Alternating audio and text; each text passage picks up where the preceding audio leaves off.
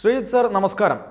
RSSന്റെ ഭാഗത്തു നിന്ന് ഒരു വലിയ പ്രസ്താവന വന്നിരിക്കുകയാണ്. അതായത് എല്ലാ പള്ളികൾക്കടിയിലും നിങ്ങൾ ശിവലിംഗങ്ങളോ വിഗ്രഹങ്ങളോ തേടി പോവേണ്ടതില്ല എന്നാണ് RSSന്റെ സർസംഘചാലകായിട്ടുള്ള മോഹൻ ഭാഗവത് പറഞ്ഞിട്ടുള്ളത്.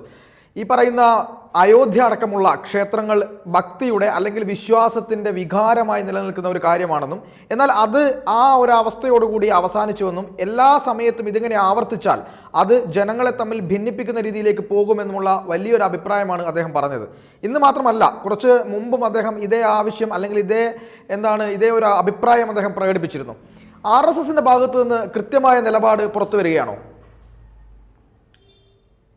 അത് അദ്ദേഹത്തിൻ്റെ വ്യക്തിപരമായ അഭിപ്രായമോ അല്ലെങ്കിൽ RSSൻ്റെ മാത്രമായിട്ടുള്ള അഭിപ്രായമോ എന്ന നിലയ്ക്ക് കാണാനാണ് എനിക്കിഷ്ടം പാർത്ഥൻ. ഞാനത് പറയുന്നതിൻ്റെ കാരണം, അദ്ദേഹത്തിന് അങ്ങനെ ഒരു ലൈൻ എടുത്തു കഴിഞ്ഞാൽ എന്താണ് രാമക്ഷേത്രത്തിന് മാത്രമുള്ള പ്രത്യേകത, അത് നമ്മുടെ നാട്ടിലുള്ള എല്ലാ ഹിന്ദുക്കളും അംഗീകരിക്കുന്ന ഒരു കാര്യമാണോ, മറ്റു ക്ഷേത്രങ്ങൾ ഹിന്ദുക്കൾക്ക് പ്രാധാന്യമുള്ളതല്ലേ തുടങ്ങിയ കുറേയധികം ചോദ്യങ്ങൾ വീണ്ടും പ്രസക്തമാകും. അതുകൊണ്ട് ഞാനതിനെ കാണാൻ ആഗ്രഹിക്കുന്നത് ശ്രീ മോഹൻ ഭാഗവത്തിൻ്റെ വ്യക്തിപരമായിട്ടുള്ള അഭിപ്രായം അല്ലെങ്കിൽ RSS എന്ന സംഘടനയുടെ മാത്രമായിട്ടുള്ള അഭിപ്രായം എന്ന നിലയ്ക്കാണ്. അതല്ലാതെ നമ്മുടെ നാട്ടിലുള്ള ഹിന്ദുക്കളുടെ മൊത്തമായിട്ടുള്ള അഭിപ്രായമാണ് അദ്ദേഹം പ്രകടിപ്പിച്ചത് എന്ന രീതിയിലത്തേക്ക് ഞാനതിനെ കാണാനായിട്ട് ആഗ്രഹിക്കുന്നില്ല.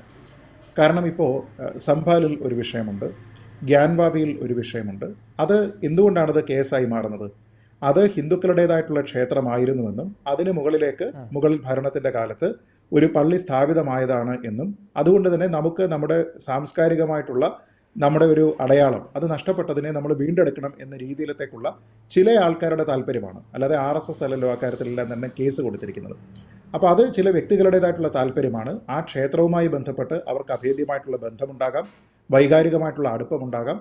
അങ്ങനെയുള്ള ആൾക്കാരെ സംബന്ധിച്ചിടത്തോളം അത് തിരിച്ചു പിടിക്കുക എന്ന് പറയുന്നത് അവരുടെ സംസ്കൃതിയുടെ തന്നെ അല്ലെങ്കിൽ അവരുടെ കൾച്ചറിൻ്റെ തന്നെ അവരുടെ നിലനിൽപ്പിൻ്റെ തന്നെ ഒരുപക്ഷെ ഏറ്റവും പ്രധാനപ്പെട്ട ഒരു കാര്യമായിട്ട് അവർക്ക് തോന്നിയിട്ടുണ്ടാകാം. അതുകൊണ്ടാണ് അവരത് കോടതിയിലേക്ക് പോയതും കോടതി അതുമായി ബന്ധപ്പെട്ട ചില നടപടിക്രമങ്ങളിലേക്ക് കടന്നിരിക്കുന്നതും.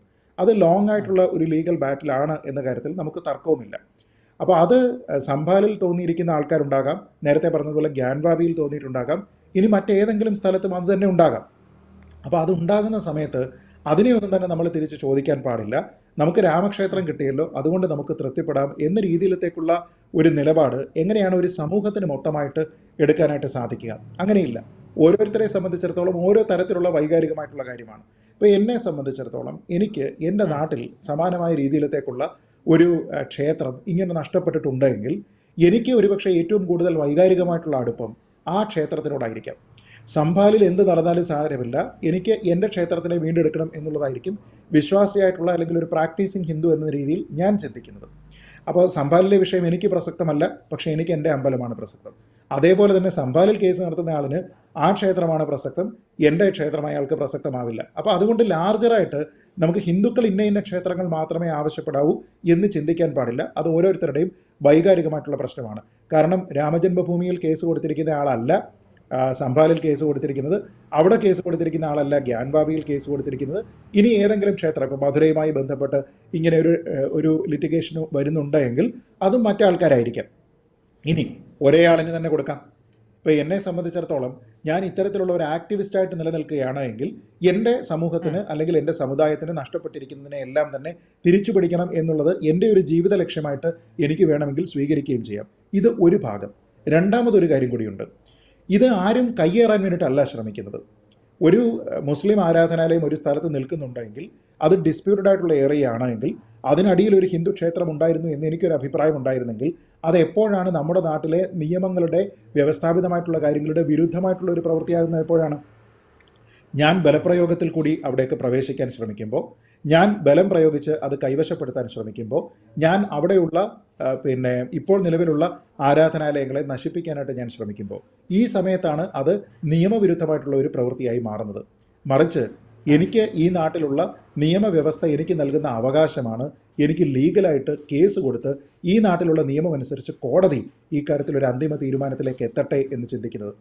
നമ്മുടെ നാട്ടിലെ നിയമവ്യവസ്ഥയോട് ബഹുമാനമുള്ള ഏതൊരു പൗരനും ചെയ്യേണ്ടത്, ഏതൊരു വിശ്വാസിയും ചെയ്യേണ്ടത്, എനിക്ക് അങ്ങനെ ഒരു തർക്കമുണ്ടെങ്കിൽ കോടതികളെ അപ്രോച്ച് ചെയ്യുക. കോടതികളാണ് പിന്നീട് തീരുമാനിക്കുന്നത്. ഇപ്പോൾ ഈ എല്ലാ പള്ളികളുടെ അടിയിലും ഈ ശിവലിംഗമുണ്ടോ എന്ന് കുഴിക്കേണ്ട എന്ന് മോഹൻ ഭാഗവത് പറയുമ്പോൾ ഏതെങ്കിലും ഹിന്ദുവാണോ അത് കുഴിക്കാനായിട്ട് തീരുമാനിച്ചത്? ഗ്യാൻവാപിയിൽ സർവേ നടത്തണമെന്ന് ആവശ്യപ്പെട്ടതാരാണ്? അത് കോടതിയാണ്. അയോധ്യയിൽ ആ ക്ഷേത്രത്തിനെ ആ പള്ളിയുടെ അടിയിലുള്ള സ്ഥലം അത് എക്സ്കവേറ്റ് ചെയ്യണമെന്നും ആർക്കിയോളജിക്കൽ സർവേ ഓഫ് ഇന്ത്യ അവിടെ പരിശോധിക്കണം എന്നും തീരുമാനിച്ചത് ഹിന്ദു സമൂഹമാണോ? അല്ലെങ്കിൽ ആ പരാതി ഉന്നയിച്ച വ്യക്തിയാണോ? അല്ല, അത് ഈ നാട്ടിലെ കോടതിയാണ്. സംഭാലിൽ ആരാണ് തീരുമാനിച്ചിരിക്കുന്നത്? മധുരയിൽ ആരാണ് തീരുമാനിച്ചിരിക്കുന്നത്? ഇതെല്ലാം കോടതികളാണ്. അപ്പം നമ്മുടെ നാട്ടിലുള്ള ആൾക്കാർ ആരും തന്നെ ഈ രീതിയിലത്തേക്കുള്ള, അതായത് നിയമത്തിനെ കയ്യിലെടുത്തുകൊണ്ടുള്ള ഒരു പ്രവൃത്തിയിലും പോകാതെ പകരം നമ്മുടെ നാട്ടിലുള്ള നിയമമാണ് ഇവിടുത്തെ ഡിസ്പ്യൂട്ട് റെസൊല്യൂഷൻ മെക്കാനിസം, കോടതികളാണ് അത് തീരുമാനിക്കേണ്ടത് എന്ന് പൂർണ്ണമായി തീരുമാനിച്ചിട്ട് കേസ് കൊടുക്കാൻ ഈ നാട്ടിൽ ഒരാൾക്ക് അവകാശമില്ല എന്ന് മോഹൻ ഭാഗവതിന് പറയാൻ കഴിയുമോ? ഇല്ല. അപ്പോൾ അത് വ്യക്തിപരമായിട്ടുള്ള ഒരു ചോയ്സാണ്.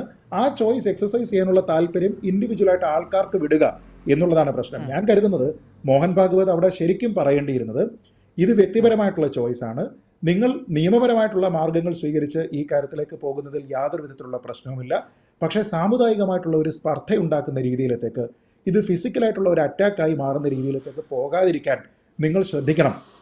പകരം ഈ നാട്ടിലുള്ള നിയമത്തിനെ പ്രയോജനപ്പെടുത്തൂ എന്നാണ് അദ്ദേഹം പറയേണ്ടിയിരുന്നത്. അതല്ലാതെ ഒരു വ്യക്തിക്കോ ഒരു സംഘടനയ്ക്കോ ഈ നാട്ടിലെ ഹിന്ദുക്കളുടെ ഏറ്റവും പരിപാവനമായിട്ടുള്ള കേന്ദ്രങ്ങൾ ഇന്നത് മാത്രമാണ് എന്ന രീതിയിലത്തേക്ക് തീരുമാനിക്കാനായിട്ട് കഴിയില്ല.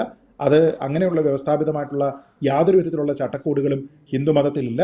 പകരം ഓരോ ആളിനും വൈകാരികമായിട്ട് ഏറ്റവും കൂടുതൽ താല്പര്യമുള്ള ഒരു കേസിൽ നമ്മുടെ നാട്ടിലുള്ള നിയമങ്ങൾ അനുസരിച്ച് ഒരു ഡിസ്പ്യൂട്ട് റെസൊല്യൂഷന് വേണ്ടിയിട്ട് ശ്രമിക്കുക എന്ന് പറയുന്നത് ജനാധിപത്യപരമായിട്ടുള്ള ഭരണഘടനാപരമായിട്ടുള്ള ഒരു വ്യക്തിയുടെ, പൗരൻ്റെ അവകാശമാണ്. അതിനെ ചോദ്യം ചെയ്യാൻ ആരും ശ്രമിക്കരുത് എന്നുള്ളതാണ് എൻ്റെ അഭിപ്രായം. പക്ഷേ ഇങ്ങനെയൊക്കെ പറയുന്ന സമയത്തും RSSും അല്ലെങ്കിൽ BJPയും ഒക്കെ പറയുന്ന ഒരു കാര്യമുണ്ട്.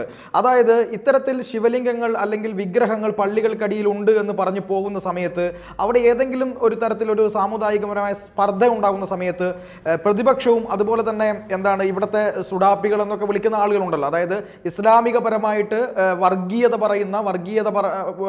ജനങ്ങളിലേക്ക് അടിച്ചേൽപ്പിക്കുന്ന ആളുകളൊക്കെ പറയുന്നത് RSS ആണ് ഇതിന് പിന്നിൽ.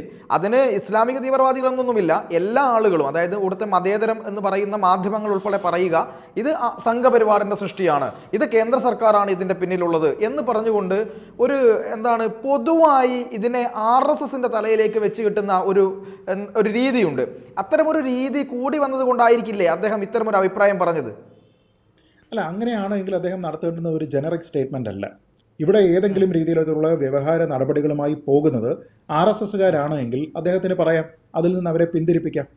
RSSന്റെ ഏറ്റവും സമുന്നതനായിട്ടുള്ള നേതാവിനെ, അവരുടെ ഏറ്റവും വലിയ ആചാര്യനായിട്ട് അവർ കരുതുന്ന ആളിനെ അച്ചടക്കമുള്ള ഒരു RSS പ്രവർത്തകൻ തള്ളിപ്പറയില്ലല്ലോ. അപ്പോൾ അങ്ങനെയാണെങ്കിൽ സംഭാലിലോ ഗ്യാൻബാബിയിലോ മധുരയിലോ നിലവിൽ പരാതി കൊടുത്തിരിക്കുന്ന ആൾ RSS അഫിലിയേറ്റഡ് ആയിട്ടുള്ള വ്യക്തിയാണെങ്കിൽ അദ്ദേഹത്തിന് പറയാം, നോക്കൂ, ഇത് നിങ്ങൾക്ക് വേണ്ട, RSSന്റെ തീരുമാനമാണ്, അതുകൊണ്ട് നമുക്ക് ഇത്തരത്തിലുള്ള നടപടികളിലേക്ക് പോകേണ്ട എന്ന് അദ്ദേഹത്തിന് പറയാം. 2, ഇനി അങ്ങനെ എവിടെയെങ്കിലും ആരെങ്കിലും കേസ് കൊടുത്തിരിക്കുന്നത് എല്ലാം RSSന്റെ പേരിലേക്കാണ് അത് വരുന്നത് എങ്കിൽ അദ്ദേഹത്തിൻ്റെ പബ്ലിക് സ്റ്റേറ്റ്മെൻറ്റിൽ അദ്ദേഹത്തിന് പറയാം, RSSന് ഇതുമായി യാതൊരു വിധത്തിലുള്ള ബന്ധവുമില്ല, വ്യക്തികളാണ് ഇതുമായി പോയിരിക്കുന്നത്, അല്ലെങ്കിൽ ഇതര സംഘടനകളാണ്, RSS അല്ല, RSSനെ എൻഡോഴ്സ് ചെയ്യുന്നില്ല എന്ന് മാത്രം പറഞ്ഞാൽ മതിയാകും. അല്ലാതെ മറ്റുള്ള ആർക്കും ഇവിടെയുള്ള നിയമം ഉപയോഗിച്ചുകൊണ്ട് ഒരു ഡിസ്പ്യൂട്ട് റെസൊല്യൂഷന് വേണ്ടിയിട്ട് ശ്രമിക്കുന്നത് തെറ്റാണ് എന്ന് തോന്നിപ്പിക്കുന്ന രീതിയിലത്തേക്കുള്ള സ്വീപ്പിംഗ് സ്റ്റേറ്റ്മെൻറ്റുകൾ അദ്ദേഹത്തിൻ്റെ ഭാഗത്തു നിന്ന് വരുന്നത് അനുചിതമാണ്. കാരണം ഞാൻ നേരത്തെ സൂചിപ്പിച്ചതുപോലെ നമ്മുടെ ഹൈന്ദവീയമായിട്ടുള്ള ഏതെങ്കിലും ആരാധനാ കേന്ദ്രങ്ങൾ ഇതൊക്കെ ഇതുമായിട്ടൊരു അഭിമാനം, ഒരു സ്വാഭിമാനം, ഒരു ഹിന്ദു സ്വാഭിമാനം എന്ന് പറയുന്ന കാര്യമൊക്കെ തന്നെ ബന്ധപ്പെട്ട് കിടപ്പുണ്ട്. അപ്പോൾ അത് വീണ്ടെടുക്കണമെന്ന് ആരെങ്കിലും ചിന്തിച്ചാൽ, RSSന്റെ നേതാവ് ഇങ്ങനെ പറയുന്നു, അതുകൊണ്ട് ഞാൻ ഇതുമായി ബന്ധപ്പെട്ട പരാതിക്ക് പോകുന്നില്ല എന്നല്ലല്ലോ ചിന്തിക്കേണ്ടത്. പകരം നമുക്ക് ഏറ്റവും കൂടുതൽ വൈകാരികമായിട്ടുള്ള അടുപ്പമുള്ള, നമ്മുടെ സ്വാഭിമാനത്തിൻ്റെ പ്രതീകമായി കരുതുന്ന ഏതെങ്കിലും കാര്യത്തിൽ ഇതേ രീതിയിലത്തേക്കുള്ള ഒരു കടന്നുകയറ്റം ഉണ്ടായിട്ടുണ്ട് എന്ന് നമുക്ക് എസ്റ്റാബ്ലിഷ് ചെയ്യാൻ കഴിയുകയാണെങ്കിൽ ആ തെളിവുകളുമായിട്ട് നമ്മൾ പോവുകയല്ലേ വേണ്ടത്, നമ്മളത് ചോദിക്കുകയല്ലേ വേണ്ടത്. അതല്ല എങ്കിൽ സമാനമായിട്ടുള്ള ഒരു ആറ്റിറ്റ്യൂഡാണ് നമ്മൾ സ്വീകരിക്കുന്നത് എങ്കിൽ നമ്മൾ എന്തായിരിക്കും പറയുക?